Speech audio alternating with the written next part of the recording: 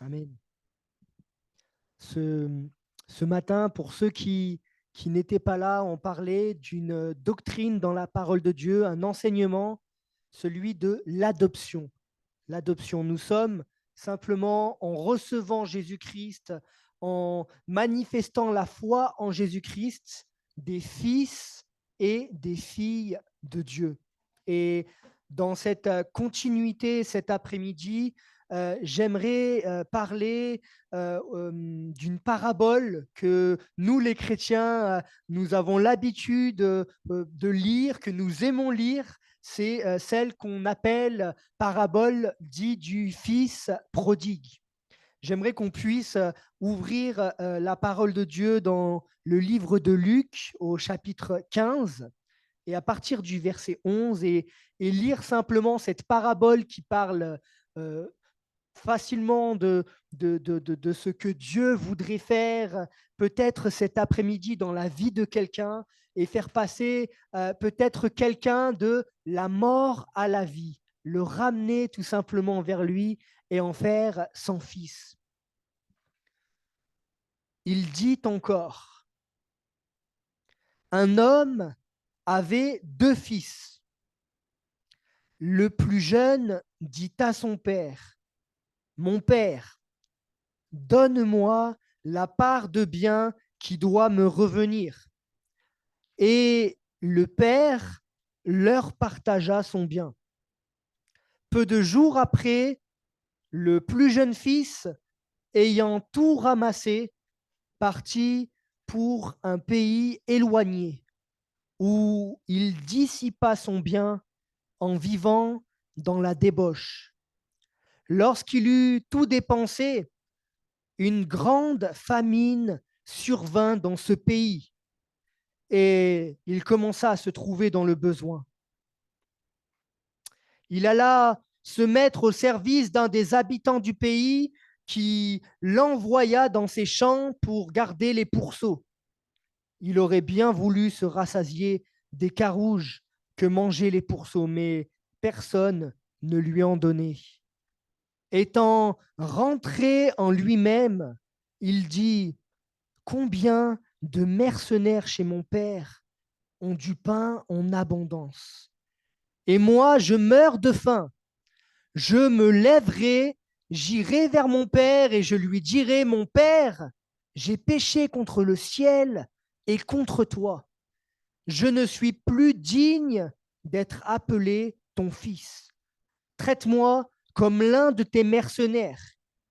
Et il se leva et alla vers son père. Comme il était encore loin, son père le vit et fut ému de compassion. Il courut se jeter à son cou et le baisa. Le fils lui dit, mon père, j'ai péché contre le ciel et contre toi. Je ne suis plus digne d'être appelé ton fils. Mais le père dit à ses serviteurs, apportez la plus belle robe et l'en revêtez. Mettez-lui un anneau au doigt et des souliers aux pieds. Amenez le veau gras et tuez-le. Mangeons et réjouissons-nous, car mon fils, que voici, était mort et il est revenu à la vie. Il était perdu et il est retrouvé. Et ils commencèrent à se réjouir. Or, le fils aîné était dans les champs. Lorsqu'il revint et approcha de la maison, il entendit la musique et les danses. Il appela un de ses serviteurs et lui demanda ce que c'était. Ce serviteur lui dit, ton frère est de retour et ton père a tué le veau gras parce qu'il l'a retrouvé en bonne santé. Il se mit en colère et ne voulut pas entrer. Son père sortit et le pria d'entrer. Mais il répondit à son père, voici, il y a tant d'années que je te sers sans avoir jamais transgressé tes ordres, et jamais tu m'as donné un chevreau pour que je me réjouisse avec mes amis. Et quand ton fils est arrivé, celui qui a mangé ton bien avec des prostituées, c'est pour lui que tu as tué le veau gras. Mon enfant, lui dit le père, tu es toujours avec moi. Et tout ce que j'ai est à toi. Mais il fallait bien s'égayer et se réjouir, parce que ton frère, que voici, était mort et qu'il est revenu à la vie, parce qu'il était perdu et qu'il est retrouvé. Amen. Amen. Une bonne lecture, mais je crois très facile à lire avec une histoire. On arrive facilement à visualiser la scène. On voit donc trois personnages. Il semble qu'il y ait un fils qui est un peu jeune. Alors, on ne sait pas, adolescent, jeune, euh, l'âge de moi-même, de Yedi, peut-être un peu plus jeune, on ne sait pas. Un qui semble un peu plus âgé, on n'a pas plus d'informations que cela. Et il y a un père.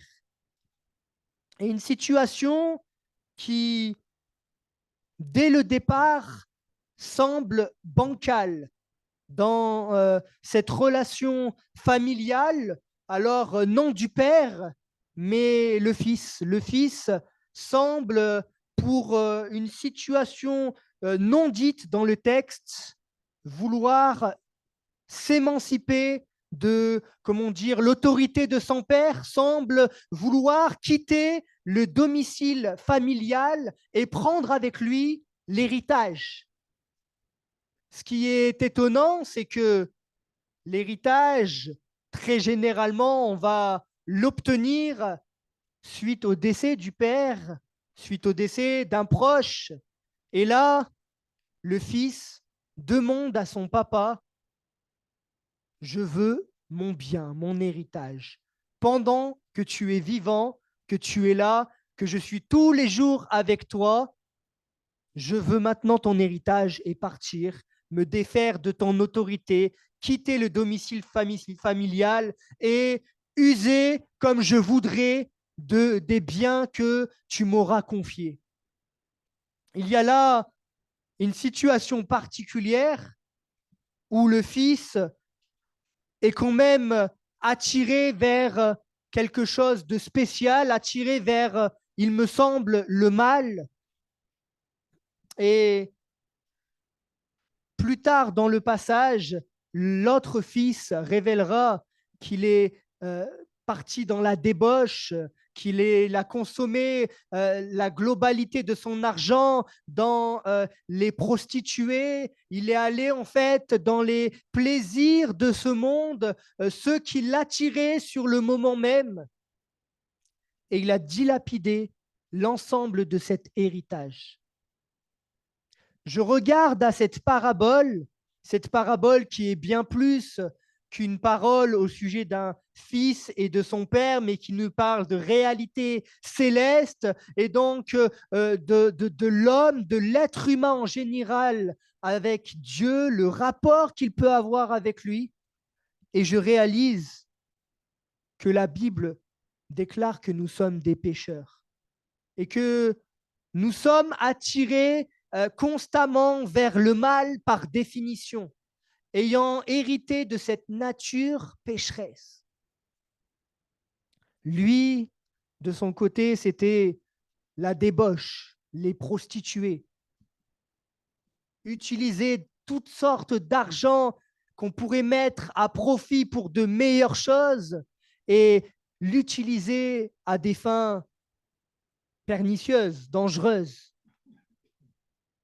Pour nous, le péché va peut-être passer par d'autres domaines que celui-là. Peut-être que ce ne sera pas la débauche, peut-être que ce sera une addiction à l'alcool, à la cigarette, peut-être que ce sera quelque chose tout simplement qui vient prendre la place du maître, la première place, celle qui revient à Dieu, et qui fait que mon cœur, petit à petit, si j'ai déjà connu le maître, s'éloigne de lui. Cet enfant, jeune homme, va prendre cet héritage et s'enfuir de la maison, partir de la maison, en laissant un désarroi dans le cœur de son père. Pour Dieu, il semblerait que ce soit une tristesse semblable qu'il y a là en lui lorsqu'il voit toutes les âmes qui se perdent. Peut-être c'est quelqu'un de nous cet après-midi, mais c'est également le monde dans sa globalité qui se perd, qui gît sous la puissance du malin, qui n'a pas de recours, qui s'éloigne du Père, qui parfois le rejette, qui parfois ne le connaît même pas. Le monde entier gît sous la puissance du malin et on en voit les conséquences. Et pour ce jeune homme, pendant qu'il a ses biens et qu'il profite de ses biens et qu'il fait ce qui lui semble bon, rien ne nous dit qu'il n'y prend pas plaisir et qu'il n'est pas heureux dans ces activités-là.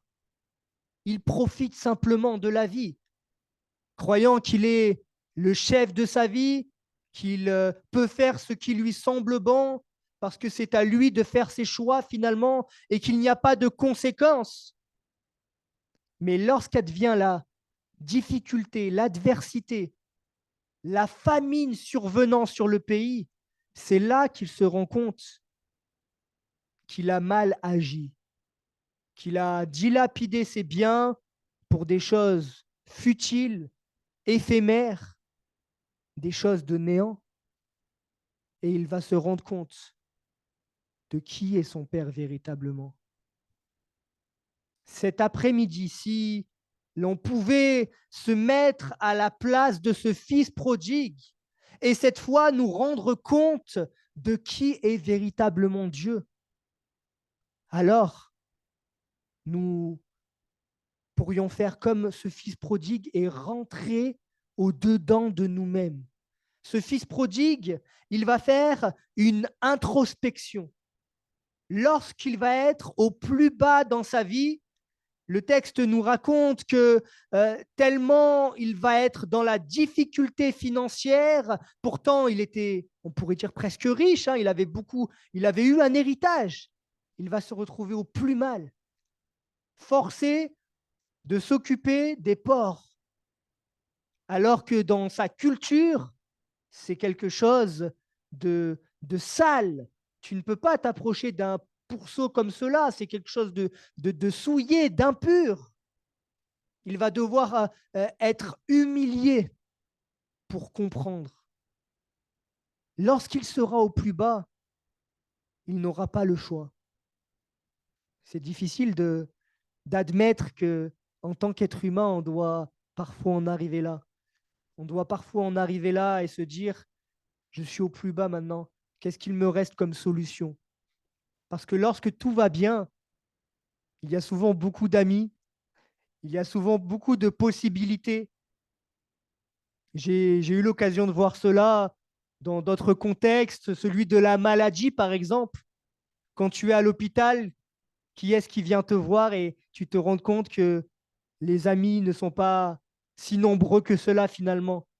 Et lui, cet homme va être au plus bas, lui qui, dans ce temps de réjouissance avec cet argent, peut-être, il le consommait avec des amis. Peut-être qu'il se retrouvait à des endroits et il invitait les gens. Vous savez, comme les personnes qui vont en boîte de nuit et qui payent une consommation à tout le monde ou dans un bar. Là, tu as beaucoup de monde derrière toi. Mais lorsque tu te retrouves dans un temps de famine et que tu n'as plus cet argent, est-ce qu'ils sont encore là? Et cet homme va faire une introspection et réaliser qu'il est parti, qu'il a dilapidé cet héritage que son père lui a donné. Hein.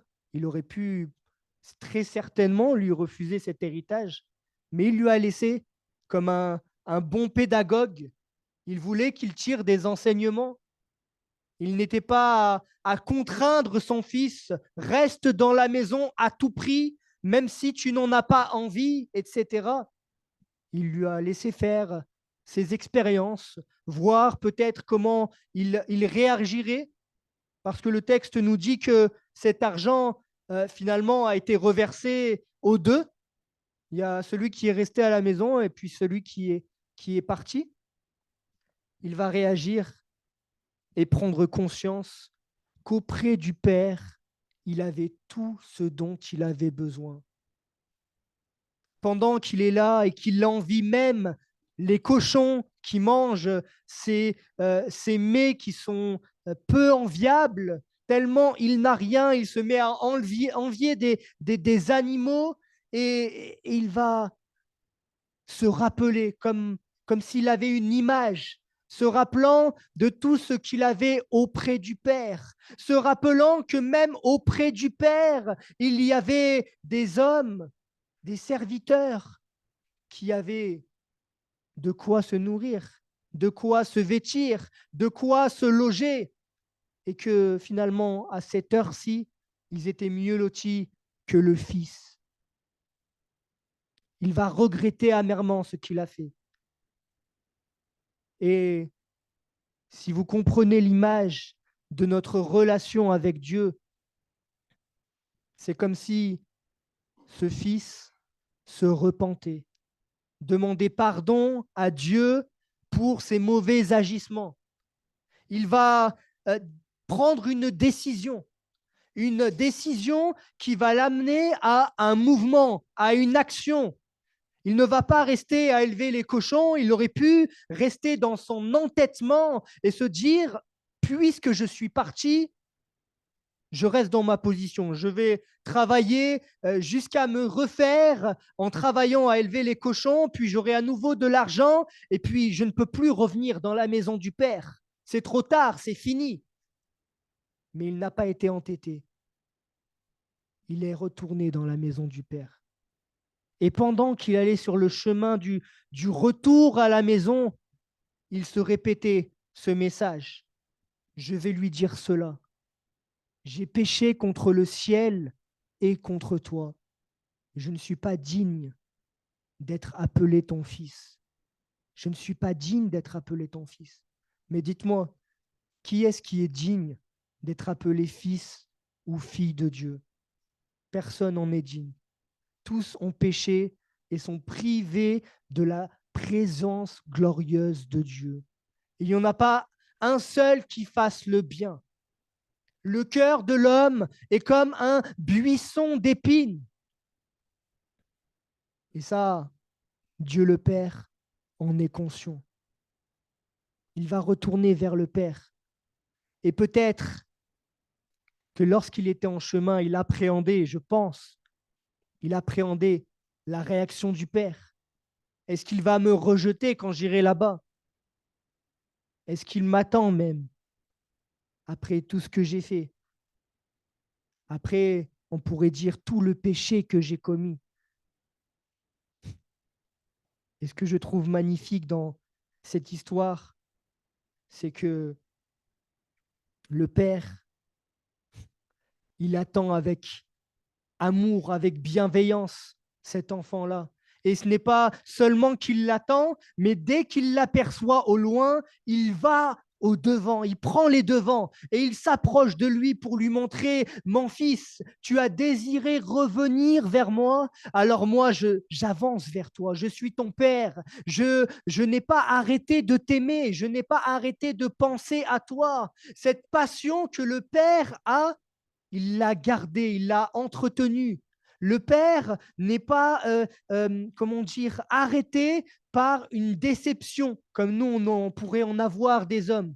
Il n'est pas arrêté par ce que le Fils a fait et qui pourtant représente sa famille, l'engage.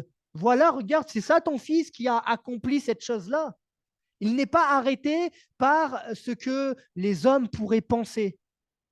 Il est plein d'amour, plein de compassion, lent à la colère. Il est miséricordieux et il pardonne le pécheur qui se repent. Et lorsqu'il va aller au contact du Père, il va y avoir réconciliation. Il va y avoir réconciliation. On pourrait dire une grosse étreinte. Et là, le Fils qui a préparé son message pendant tout le long du chemin va lui répéter, mais je ne suis pas digne. Je ne suis pas digne d'être appelé ton fils. Laisse-moi dans un coin, Samira, papa. Samira, laisse-moi là, comme les mercenaires qu'il y a à la maison. Je ne peux plus prendre la place que j'occupais auparavant, parce que j'ai failli. J'ai agi d'une mauvaise manière. Et la réaction du père, elle reste merveilleuse, et c'est celle que Dieu cet après-midi a envers nous. C'est toujours ce regard d'amour qui est là, toujours cette pensée où le pardon reste accessible. Dieu est capable de pardonner même un tueur si celui-ci se repent, si celui-ci reconnaît qu'il a agi de la pire des manières et qu'il cherche à s'en détourner. S'il place sa foi en lui, alors Dieu lui pardonnera. C'est vraiment différent de ce que les hommes sont généralement capables de faire. Parfois, nous, on n'accorderait pas le pardon à ces gens-là, mais Dieu, ce n'est pas le cas. Dieu va agir comme ce père.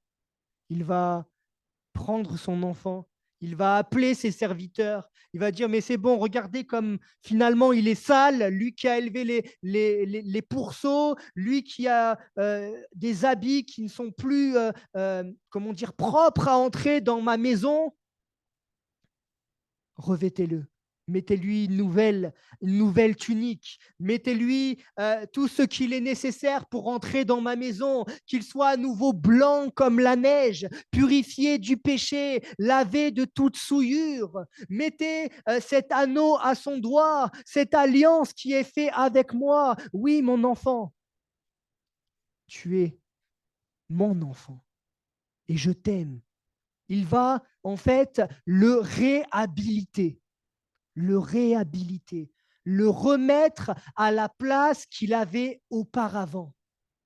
Il y a un verset dans l'Ancien Testament qui dit que Dieu est capable de jeter nos péchés dans la mer.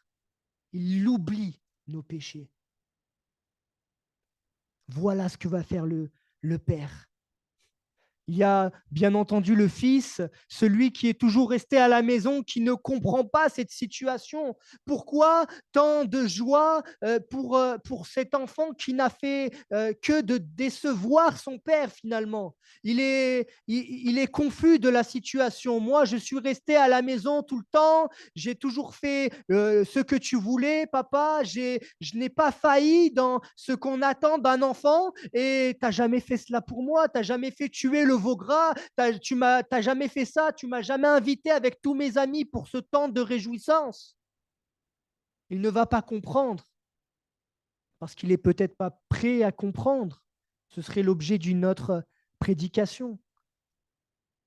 Mais le Père va se mettre à sa portée à lui aussi.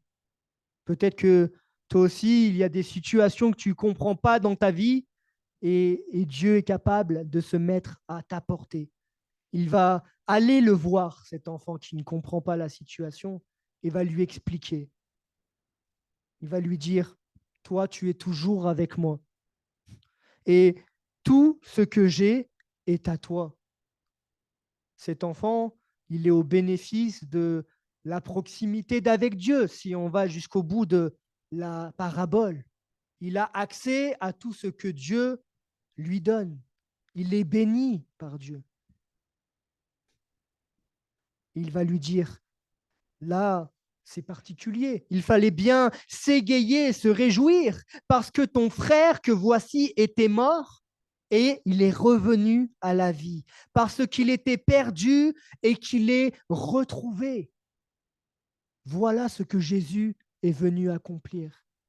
Il est venu chercher et sauver ceux qui étaient perdus.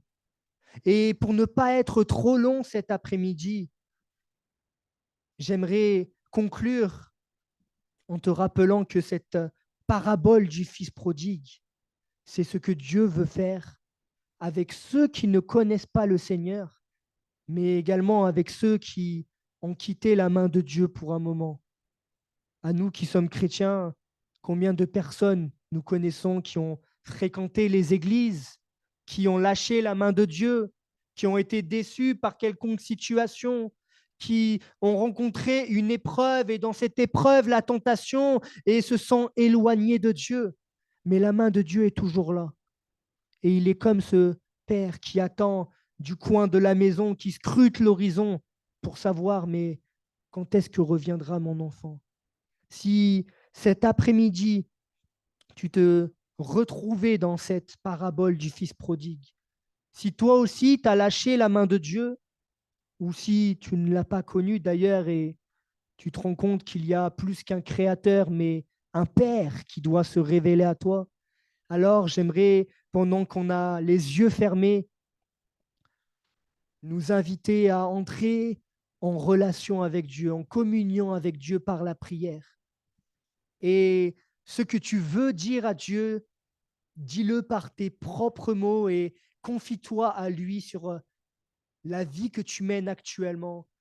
Peut-être il est l'heure de reconnaître son péché après une introspection sur ta vie, après mûre réflexion, considérer ce que tu as fait, considérer que tu t'es éloigné de lui, que tu ne l'as pas considéré et revenir à la maison du Père.